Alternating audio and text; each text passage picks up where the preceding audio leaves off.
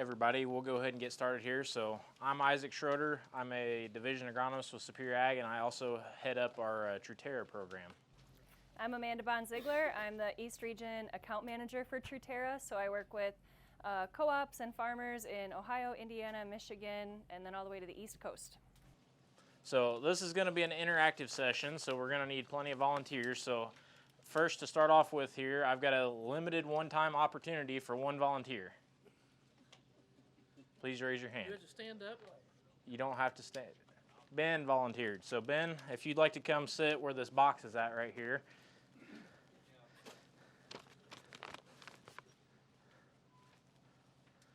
And I need you to document what time it is that you sat down. So. Go. All right, thank you. Got it? All right. We'll come back to you later. So who here has heard of Truterra? One, thank you. And if I called you up here and said, tell me a few things about Truterra, how comfortable would you be? A little iffy, and that's all right. We've kind of been a part of Land O'Lakes for 6 or 7 years, but we haven't been maybe a major part that you would have interacted with in the past. Hopefully by the end of this session, you'll all at least raise your hand and say, I heard Truterra, and maybe be able to say a couple of things about who we are and what we do. So who we are the sustainability business of Land O'Lakes. Land O'Lakes has 4 business units. Winfield United, you're probably very familiar with. That's our crop inputs and insights business. Purina Animal Nutrition, you're probably familiar with. And then our dairy foods business, that's our cheese and butter and the things most people would know Land O'Lakes for. So sustainability is our 4th business unit, and we work with all these other units to develop programming and meet the new needs of whoever our customer might be. At the bottom of this, I have the supply chain. Land O'Lakes is what we would call a farm-to-fork business, meaning that we deal with farmers as you produce ingredients, and then with those food companies who might purchase ingredients to put them into a food product on a grocery store shelf. And then we also actually deal directly with consumers who purchase food products from us as Land O'Lakes. As we've participated in the supply chain over the last several years, we've recognized a new opportunity that has developed for farmers. There are food companies that want to know more about the ingredients that they're purchasing so that they can add that to their food packaging. And one of the reasons that they want to do that is because consumers are buying more of the products that contain that information. So they can sell more if they can add more information about their product. There's also investors that really care about the environment, and they think that's just really important, and they're saying, Mr. Food Company man, if you're not investing in the environment, I'm not investing in your company anymore. And so that's another motivator for some of these food companies to reach out to farmers and try to learn more about how food is raised. And then there's also some people who are not very favorable towards agriculture. You guys probably have experienced this at some point, maybe scrolling through social media or watching the news. We call them the finger pointers. They're like, there's something wrong out here, and it's because of you guys. So in some ways, these food companies are learning more about how our food is produced so that they can share that back, educate the general public, and advocate on our behalf, because you're all probably pretty good stewards of the land. You wouldn't be in business if you weren't.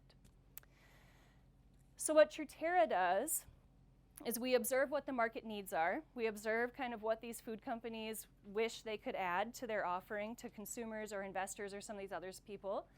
And we connect that back to you guys. You guys actually have what Truterra would like to transact. We don't have a product that we're selling you.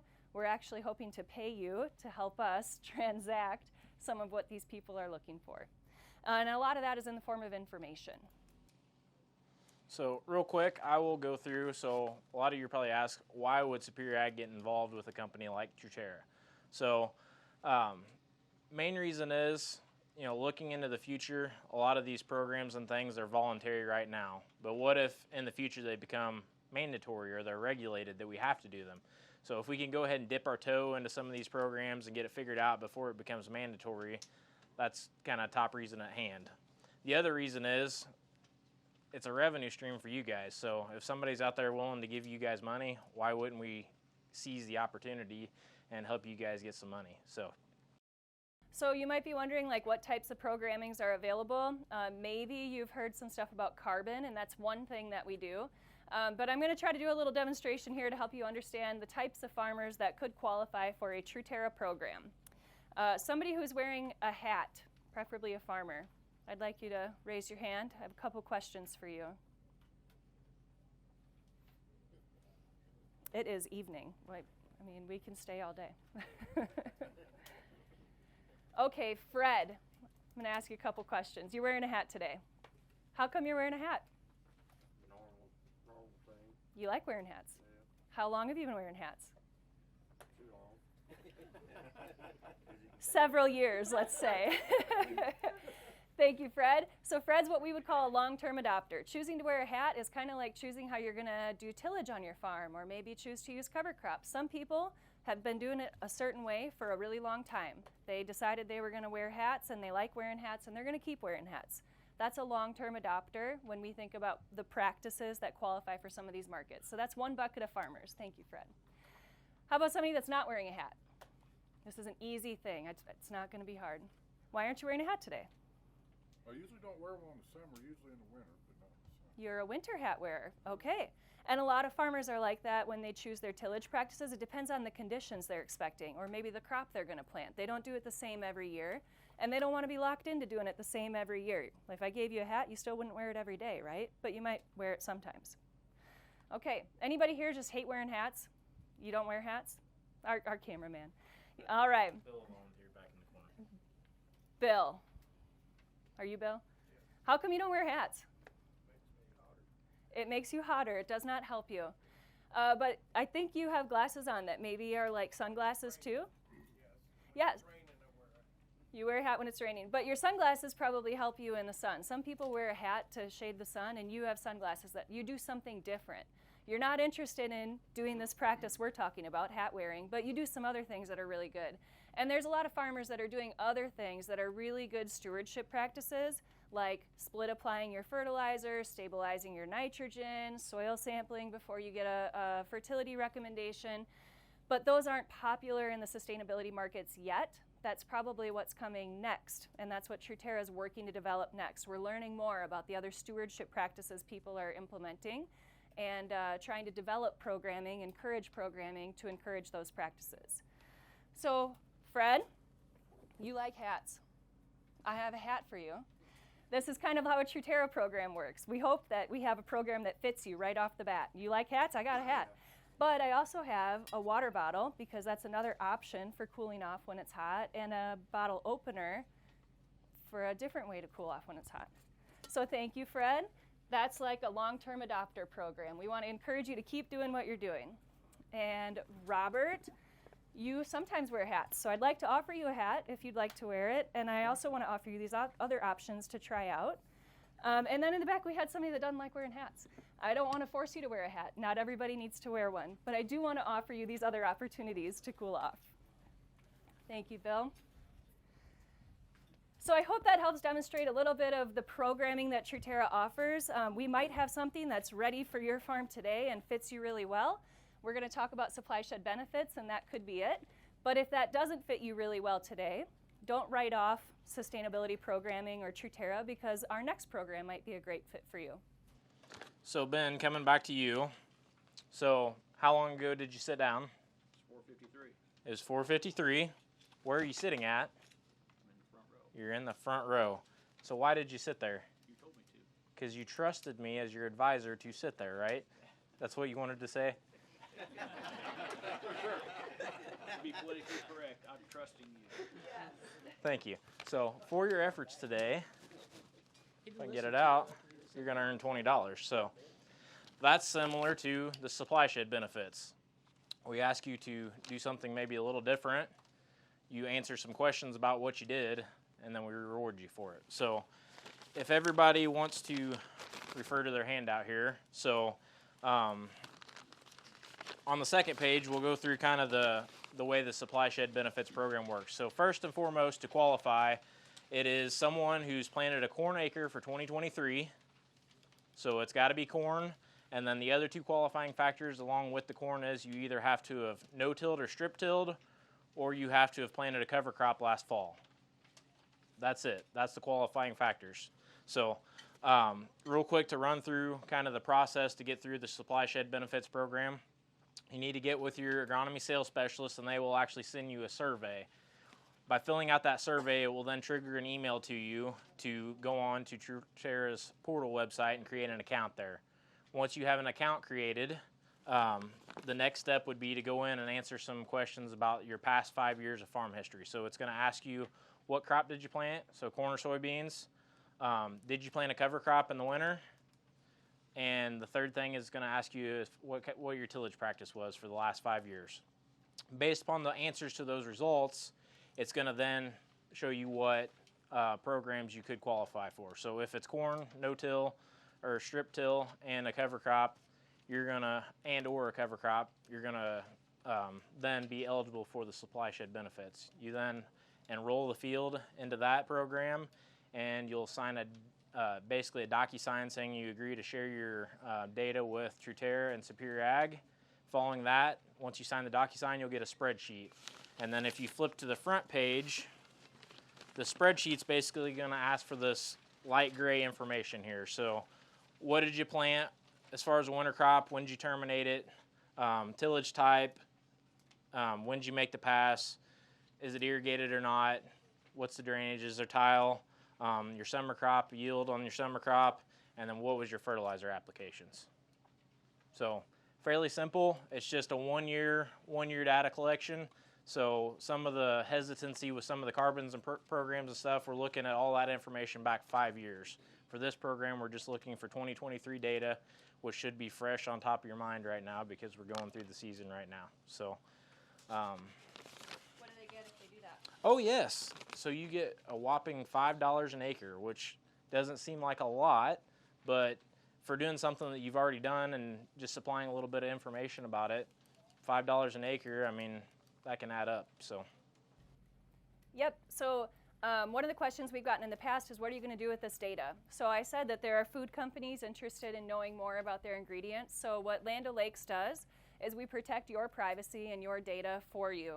We only report or deliver reports of aggregated data to these food companies. So they would get something that says, in Spencer County, there's 10 farmers that participated.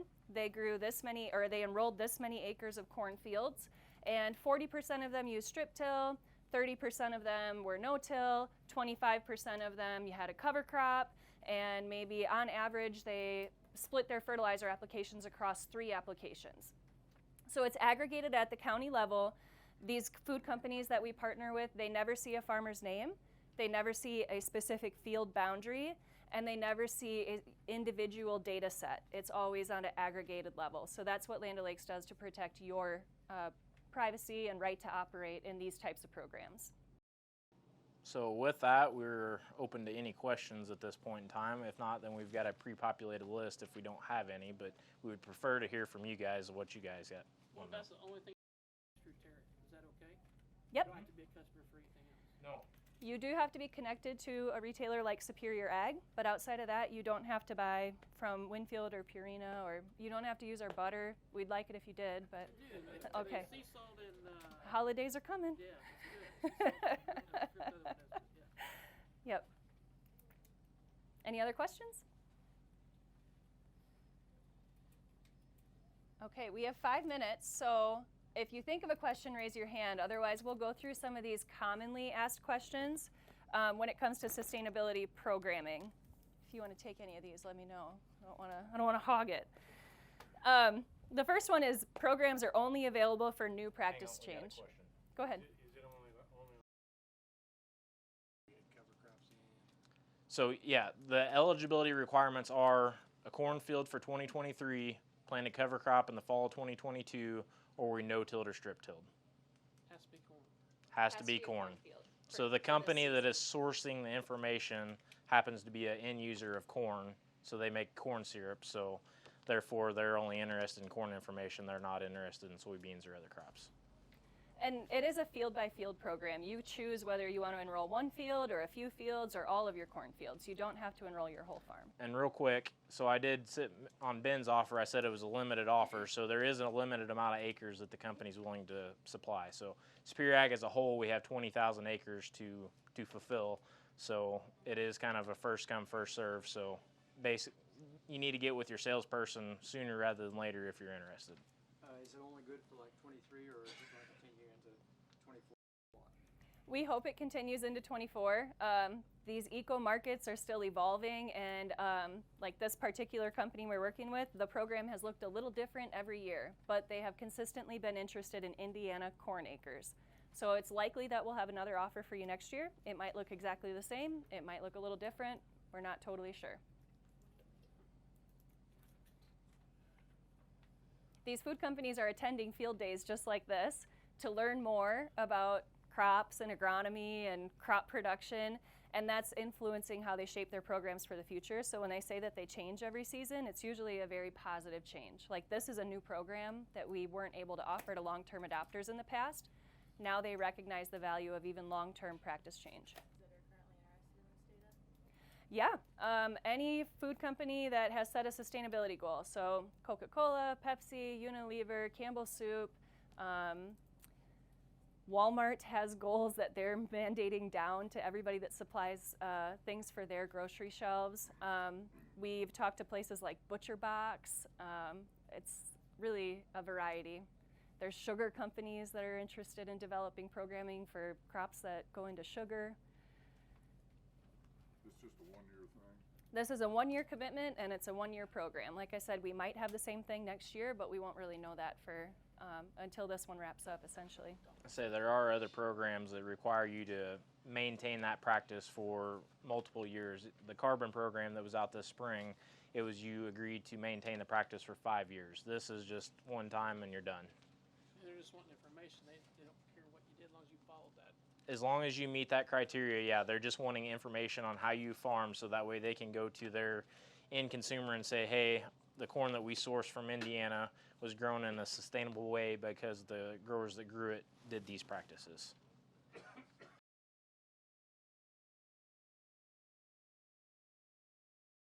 Yeah, so they develop basically a business request for us, and they say, we want to measure the sustainability of this crop in this region, what they consider to be their sourcing region, and then based on how much they've learned about regenerative ag or what sustainability should mean, that shapes what the program looks like. So these programs are very regional, and that's because food company sourcing regions are very regional. So the ones interested in Indiana today, they think cover cropping, strip tilling, and no-tilling are excellent practices for soil health, for the environment health. In Iowa and Illinois, there's a lot of food companies that have heard a lot about nitrogen management. So there are programs in those states right now focused around good nitrogen management stewardship. How are we doing on time, Colton? Minute 50. So we got time for one, maybe two more questions.